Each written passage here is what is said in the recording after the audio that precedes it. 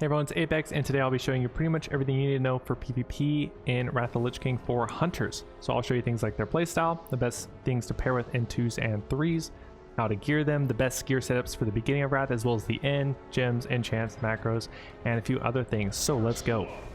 What is Hunter playstyle like in Wrath? Well, it's pretty fast paced. You'll just go start attacking something, shooting your things, boom, it's dead. Alright, boom, swap into something else. You're trying to get a trap really early, so you go scatter shot, trap them, move on to something else, you're back on the kill target. Okay, we're hitting it, we're attacking it, popping cooldowns. Okay, they're hitting us with some ability.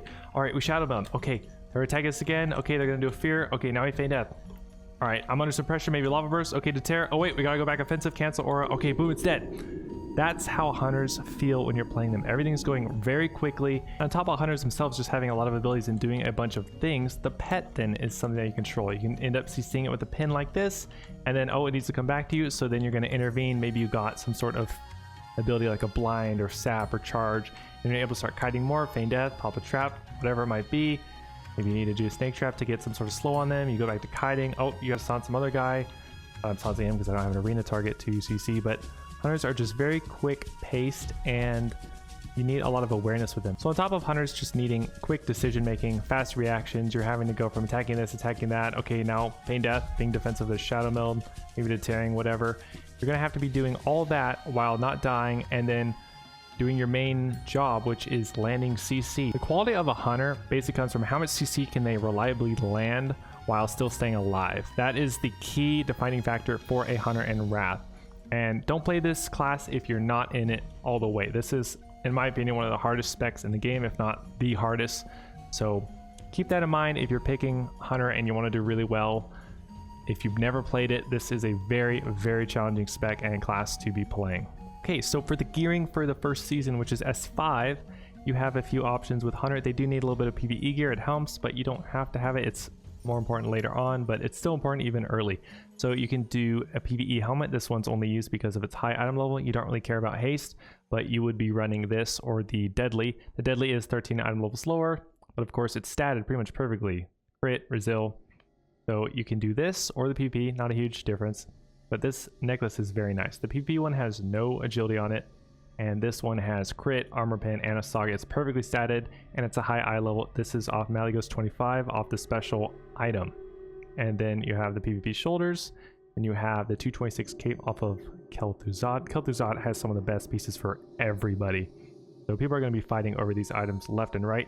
If you can't get this, then probably your best bet is going to just be the 213 honor one. Then we have PvP chest, and then these bracers you can swap out for PvE. I believe there is a 213 BOE you can run, as that's extremely strong as well, but this one's statted pretty much perfectly, so you can run this no problem. And then we have the 226s off of Kel'Thuzad. These have very high stat weights, much higher than the PvP weapons, because at the beginning of Wrath you'll only have 213s.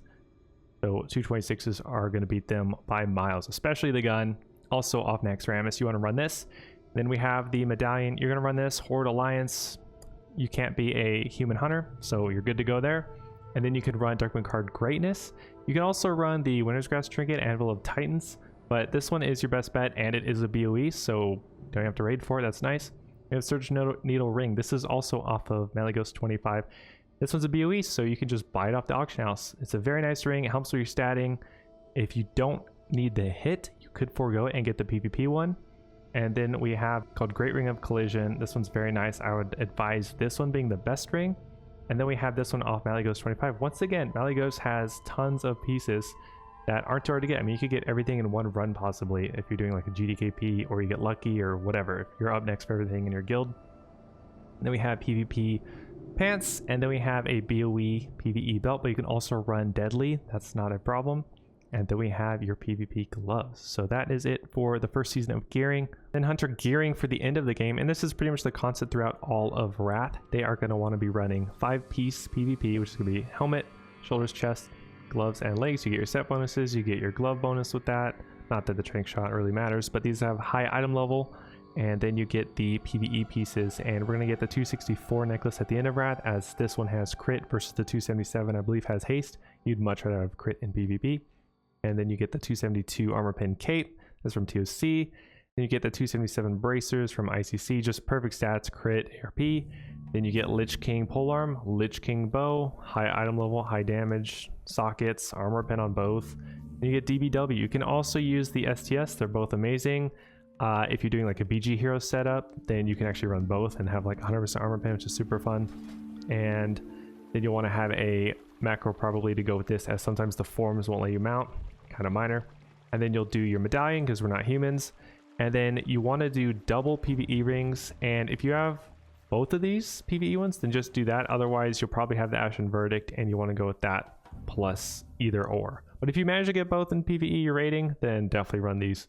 Then you have the 284 from Ruby Sanctum, and you have the 277 from ICC. So with this, you can have 50% armor pen while still having 1200 resil, doing a lot of resil gemming, which is extremely strong. If you're constantly being the kill target, then you can run a higher resil setup. So you can do PvP belt, boots, bracers, and neck. You can even keep the PV neck if you want, as the problem with the PvP neck and cape is they have no agility stats. So it means no Blessing of Kings agility modifier, which hurts quite a bit.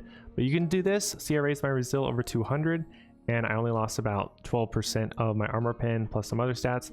So this is a very good thing, and then you won't have to raid as much. I mean, it's easy just to even swap on another PvE piece, and then all of a sudden you're up to almost 1500 resil. You have your first soft cap with 33%, and you barely have to raid. I mean, the only raid gear I'm using is both weapons, a trinket, and rings, but I could just be using the rep ring, which is really easy to get, and all of a sudden it's really just 4 pieces of PvE gear. And you can run double one-handers from PvP if you want, and then you have even more resil, and then you have a better way of dealing with disarms, as you'll still be able to deter while you have your offhand equipped. But this won't help against rogues, but it will help against priests and your warriors. For gemming and enchants, pretty much all your gems will be the resil in yellow, and then for the reds it will be resil agility. You would do the armor pen resil if it existed. You can also do just flat armor pen if you're not getting attacked as much, or if you have a lot of resil, but typically hunters are the main kill target, so you still want to have that resil and get the stat weights from the socket bonuses. And then you just do an agility, crit damage meta, and then a resil attack power from Winter's Grass enchant. And then we'll also be doing the same enchant from shoulders, and then just resil. Cape is going to be your parachute. This will help you go much farther on Blade's Edge or douse sewers, very important to get. And then the chest will just be a resil enchant, and the bracers will be an attack power enchant. And if you have blacksmithing, then you'll throw another resil gem in there. And for your weapon, you'll have a weapon chain. You have a nice stat weight for your meta. You want to get that blue in there somewhere, so you'll do a nightmare tier. Nightmare tier usually goes in your weapon, or it could go in your belt or pants, but I put in this weapon because it just has a crazy 8 agility bonus. If you have double one-handers, you can run titanium weapon chain and another enchant of your choice to get some more stat weights. And the weapon chain helps against your warriors and your shadow priests, so you can still deter while your main hand's disarmed, but against rogues it won't really help. And then for your range, you will be doing a 40 crit. And of course you can't enchant your trinkets, and then the rings, if you're enchanting you can enchant them, but you're just gonna be throwing your gems in there.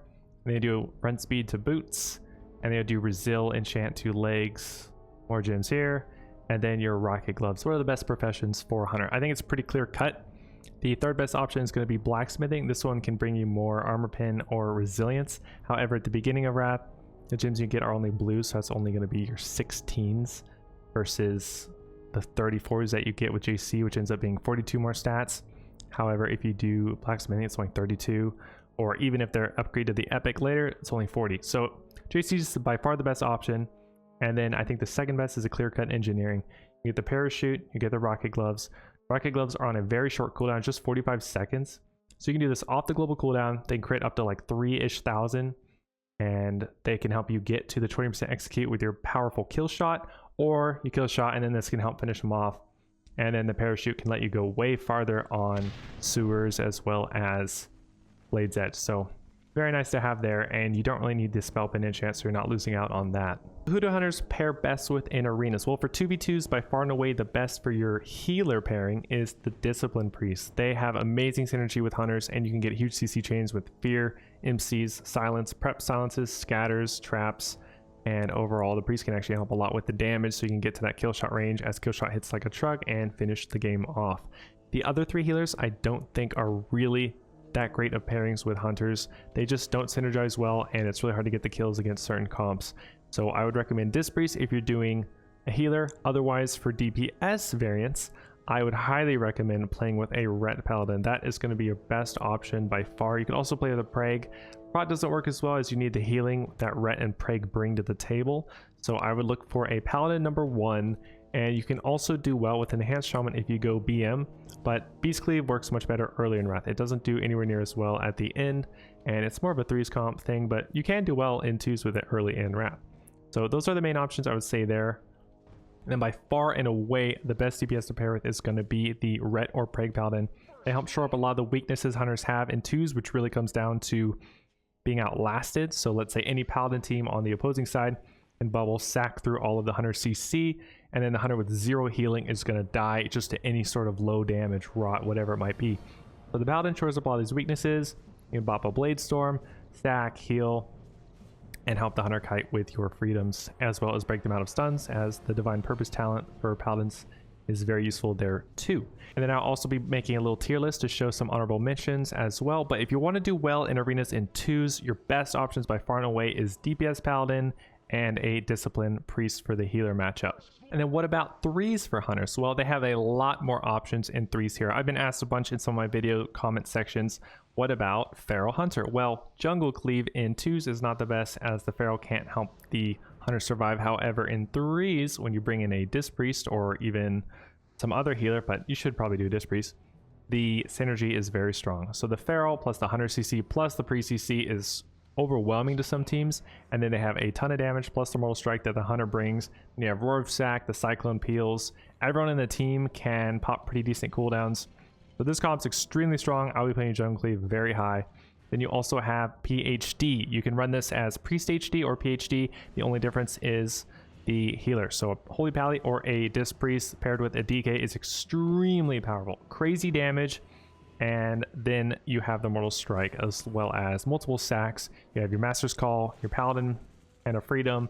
And you have your Roar of Sacrifice, the Paladin Sacrifice, Divine Sacrifice, Bubble to Tear, Prep to Tear, and the DK's massive amount of cooldowns. So this is a very resilient team, yet they still have insane damage, as well as the pressure with Mortal Strike. And then some of the other great options is Cupid Cleave. This is Ret or Prague mixed with Hunter and Disc Priest. This comp is extremely powerful, extremely high on-demand burst if the Paladin is playing Ret, so I would advise that. Maybe you don't have a very good weapon, so then you could just run Prague. But this comp is very powerful. It has a lot of resiliency with the double defensive dispel, so I would say this is one of the best ones. And then hunters also can run with a rogue, and usually you run with a Disc Priest to stay more offensive, and this is called Thug Cleave. This comp's pretty decent. I would put it behind the other ones I just mentioned, but this one is pretty decent, and it actually got a lot more popularity later in WoW, but it's still pretty good in Wrath. Then we have African Turtle Cleave, one of the best named comps in my opinion. This comp is extremely fun to play. The warrior pretty much has to be Prot though. Arms works too, but Prot brings the heavy damage, the big burst, and the hunter compensates the lack of MS that Prot has. And he has the AoE spell reflect to prevent you guys from getting CC'd. It can reflect polymorphs and blankets, silences, all sorts of stuff. And then the hunter plus the warrior burst is just crazy high. And typically paired with the Holy Pally, they will keep them up long enough to finish somebody off.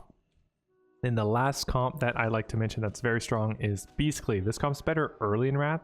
They basically just run people down with Lust on all the pets. You got Spirit Wolves, you got the hunter pet, and then everyone's got Lust, and then you get them low enough to get a kill shot. The Shaman is spamming Purge the whole time, and then you're probably playing with a Holy Pally or possibly a Disc, but that way you can either get a Hajj or an MD to help finish off certain targets. And this comp's very scary. Don't underestimate it. They can kill someone right after you heal someone to full. All of a sudden, they're dead again. And for Glyphs, you have a few options here, but for the miners, you really don't.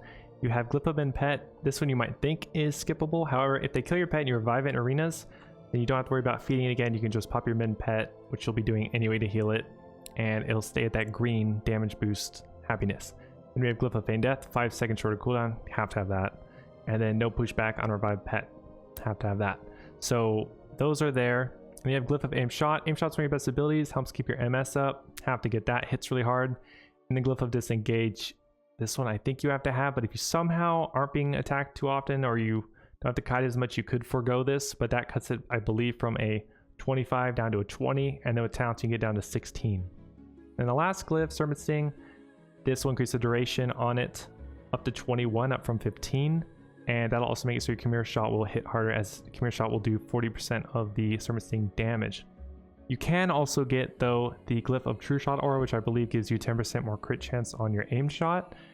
That's pretty nice, but once again, hunters have a ton of crit chance, so it just depends on how lucky you're feeling. Okay, for macros, I'll warn you now, hunters have quite a few macros. Two that I would use right away, they're pretty easy to do, is just put an exclamation in front of your freezing arrow as well as your flare. This will make it so whenever you are spamming them, like let's say you're letting your rogue out and you're in a hectic situation, if you're spamming it, then you won't have the issue of it disappearing when you're trying to place it. So that's real easy to do. And then of course, Arena 123 macros. Check out my How to Arena guide if you haven't seen that. These are very important. I used to use focus macros, but they're just not as efficient and as optimal as the 1, 2, 3. So I would do this for all of your main abilities, like your silencing shot, your scatter shot, your tranquilizing shot. You could even use it for scare beast, but I just use a mouseover for that. I don't think it's that necessary to have a 1, 2, 3 on that one. And then I also have it for concussive shot and my hunter's mark. I also have it on my pin. This is one's very important. Depending on what pet you're using, you might not have to have it, but let's say you're using Ravager, then I would definitely have one for Ravage. And then your party 1, 2, 3 macros, these are pretty much just as important as your arena 1, 2, 3s.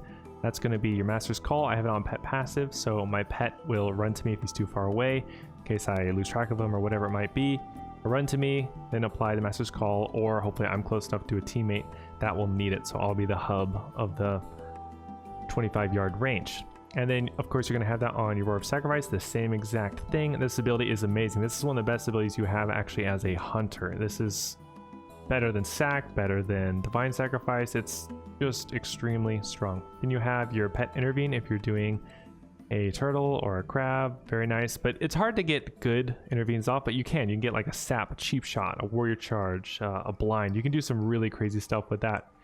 And then for some of the last few macros, I just have a lot of pet attacks and start attack macros, so those are going to be built into a lot of the main attacks already, but also it's nice to have them there.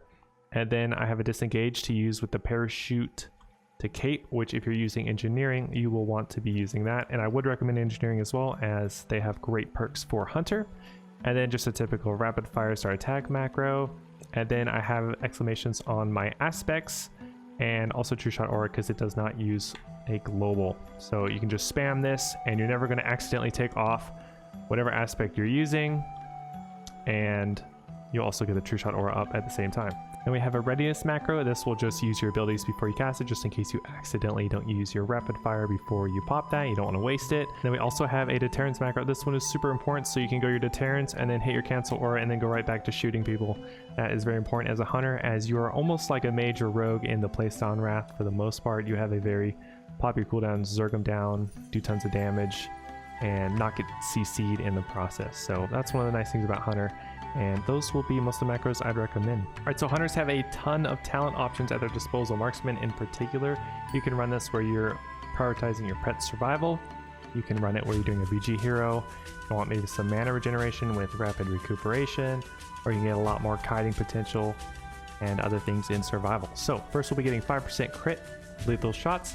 I'm getting 2 to 3 in focused aim. You get 2 if you don't need the extra hit chance, but the talent's pretty decent, and then the pushback from steady shot sometimes is nice. Then we'll get 5 points in more shots, 30% more crit damage. Then we'll get 3 into careful aim, 100% more AP from int. That's nice. And then this one you don't need to get 2, as you'll be critting plenty enough. As you can see, I have 56% crit chance unbuffed. So at the end of Wrath, if you're geared, you'll have tons of crit. He will have more focus than he knows what to do with it. So just do 1 and then do 1 in aim shot. Amazing ability. This is one of the best things hunters have. Then 3 points into improved stings. This will give you more damage on them, but more importantly, it will give you a little bit of spell protection, so you don't have to use globals on reapplying servicing. We're going to get 3 points into barrage, 12% more damage on multi-shot and aim shot, and 1 in readiness. Only a 3-minute cooldown for prep. That is so crazy, and I'm shocked that it's that short in Wrath. It feels a little OP, as sometimes you can get a double readiness in a game. So this is extremely powerful. Let you do double silencing shot, double scatter, double trap, double kill shot, double chimera shot, double aim shot. It's just crazy. Then 2 points into concussive barrage. This will be a 100% chance to daze, so an undispellable slow for 4 seconds with chimera and multi-shot. Then 2 points into combat experience, 4% agility and intellect, and then 3 points into 5% more damage. We got 1 point into trueshot aura, AP for everybody, and then we'll do 3 points into piercing shots. This will give you a bleed, helpful for rogues and druids. then 5 points into Master Marksman, 5% crit chance, and reduce the mana cost of some of our abilities. We're doing 1 point into Silencing Shot, and this is very powerful. Off the global, 20-second cooldown. It's not instant. If you press it, they won't be silenced right away. You have to get that little bit of travel time. That's pretty quick, so usually you can get it right on time. And then Wild Quiver, this actually can add a lot of damage, and it goes through armor. So against plate wearers, this is doing 80% weapon damage as nature, so this will help a lot. And then Mark for Death, this will give you a lot more damage, and then it'll also give you some more crit damage bonus. Just more damage. And then Chimera Shot, this is your high utility move. It's most of the time going to be used on Serpent Sting for damage, very rarely Viper Sting, and you can use it with Scorpion Sting to get some disarms and clutch moments, especially on like a Blade Storm. And then for survival, we'll do 2 points in improved tracking. This just reads 2% more damage while you're tracking humans. You have to get Hawkeye 6 more yards, that's very important. Then 2 points into survival instincts, basically resilience, and then some crit chance. And 3 points into entrapment. You can, however, run 2 in here, and it won't hurt you very often, but sometimes you might not end up getting the root on them, which can hurt a lot. So I like to have the certainty, and I go 3, but I've seen a lot of people who are good who only run 2. Then we have Scatter Shot, amazing ability, have to get it, and then 2 points into survival tactics. This will give you 4-second shorter cooldown disengage, so you can get it down from, I believe, a 25 to a 16 if you do this plus the glyph, so that's very powerful. And then your traps won't get resisted, so you don't need spell pen gems. Nice. And then I go 7 points into Beast Mastery for 10% pet health, 5% health on me. You don't really want to get Aspect of the Hawk, as the attack speed doesn't matter anywhere near as much, and the chance of it's really low anyway. And then 2 points in Improved Revive Pet. This will help you get your pet up. It costs way less mana, and it comes back with more HP, so it can't just die instantly again. You can play without this, but if you do, it is a way riskier playstyle, and once your pet's dead, it's like almost over. Like, you gotta win very quickly, or it's gonna be very hard to get that pet back up, or it's gonna cost a lot of time and resources to get it up, and then you've fallen way behind. So if you forego the 7 points here, you want to get 5 in here, or 2 or 3, you just do 7 or 0. So we're doing 0 now. Then you can take those 7 points, you can throw them into survival. So let's say you take 1 out of entrapment, then these are really the other 2 nice talents you can get. So you can put 3 in here for just flat 3% more damage, or you can put 1 to 3 in here to reduce duration of movement and parrying. So that's nice. However, if you're getting constantly dispelled, or you're playing with people with freedoms, you have your own freedom, it's not super useful, especially if they're just reapplying it. So I don't usually go for that, but I do think this improved tracking is pretty nice. So I would maybe take 1 point out of here and put it in there, but I think overall this is a very nice setup in survival. The other points you can throw in here, you can put 2 into rapid killing. This will give you a shorter cooldown rapid fire. You already have prep. Most arenas aren't going to go that long. So this is more of a BG hero thing, I think, but sometimes it's helpful. And then the bonus damage sometimes comes into play in arenas, but it's not amazing. Improved Concussive Shot, don't need that. Improved Hunter's Mark, don't need that. Free mana, it's fine. We got Aspect of the Viper, that gives plenty of mana back quickly. It's not like it is earlier, it's very powerful in Wrath. Reduce mana cost of our shots and stings, that's okay. Not that great though for 5 points. And then Arcane Shot damage, it hits for nothing anyway, so who cares. So it's really these 2 talents, as this one is just a chance when you're steady shotting, reduce the mana cost and increase the damage. You're barely steady shotting, so you don't want to be putting points in here. This one gives you some mana back. I've seen people put 2 in here somehow, but I think either do 0 or 1, as I get it, running out of mana while you're doing your burst hurts a lot, and you can get a lot of mana back if you do this, and then you prep another rapid fire. So that is there. However, you're a hunter, you're trying to kill stuff quickly. You're not a warlock, you're not a DK, so I wouldn't play that kind of build. And then Improved Barrage. I think this is one of the best talents in Marksman that we're not getting. You get 4, 8, or even 12% more crit chance with your multi-shot and aim shot. But like I said, you have a huge crit chance already, so it's not the most needed thing. However, sometimes you're not critting, and it would be nice to crit. So if you wanted to play the very risky build with no pet revive, then what I would do is probably put 2 to 3 points into Barrage, and then I would be putting 3 into Improved Tracking, and you can either take 1 out of here, or just put flat 3 in there, and then maybe you could put 2 points into Rapid Killing, or 1 or 2 into Rapid Recuperation, depending on what you want to do. So you have a lot of options. Pets, you really have two viable options, the Ravager and the Crab. I think the Crab is much better as it's a lot tankier. The Ravager is far more fragile. It has usually 6,000 to 8,000 less HP, which is pretty much a third of its health. As you see, my Crab has 23k health with no buffs, and it does scale from your own HP, so the more I have, maybe I have a King's buff and Fortitude or something, and then his health will be much higher, especially with him having Fort and Kings as well. How should you talent your pet? Well, if you're doing the Tenacity pet, which I would recommend, the best talents I think is to get the charge. This will allow it to close the gap quickly, and then you can get your 4-second root. And then I like to get more stamina, as it will let you get Blood of the Rhino, which gives it another 4% stamina a lot, but 40% more healing, including you and other healers. That's extremely powerful. You could get the faster attack speed to help get some more pushback on people. However, in Wrath, a lot of people have anti-pushback compared to BC, so not as nice as it was then. Then you get some more armor, but health is better against everybody. And then you get passive moon speed, great. And then you can get some armor and dodge or some more pet damage. Survival is the key. If you're losing your pet in PvP, you're probably losing the game unless you win quickly. And you have Culling the Herd. This is very nice. This will give a 3% damage buff for you and your pet. So this is the biggest damage one you can get in the whole tree. Then there's Growl, don't care about it. The reduced duration of stun and fear on it doesn't really matter too much. It's kind of nice, but it's much better to have Culling the Herd. And then Thunder Stomp, which just does some AoE. It's not that great. And then Grace of the Mantis. This one we have to get, as it'll give us the best pet ability in the game, Roar of Sacrifice. So you get 4% less crit chance, so just a little bit of resilience for him. And then Roar of Sacrifice, 1 minute cooldown, undispellable, 12-second duration. You can put it on you or your teammates. Extremely, extremely powerful. This is why you got to keep your pet alive. This will keep people from dying. It even prevents guaranteed crits like a Lava Burst. We have Intervene, a very high skill move that allows you to avoid things like a blind or warrior charges, so you can keep kiting. A very, very fun move as well. And then Last Stand. You could avoid this and get one more point in here, but this is an instant one-hit button, 20 seconds of 30% more HP. I think that's very powerful. And then this one is just a huge stamina and attack power boost to your pet. You could put a second one in, like I said, but I'd rather have the on use, as this is just more impactful.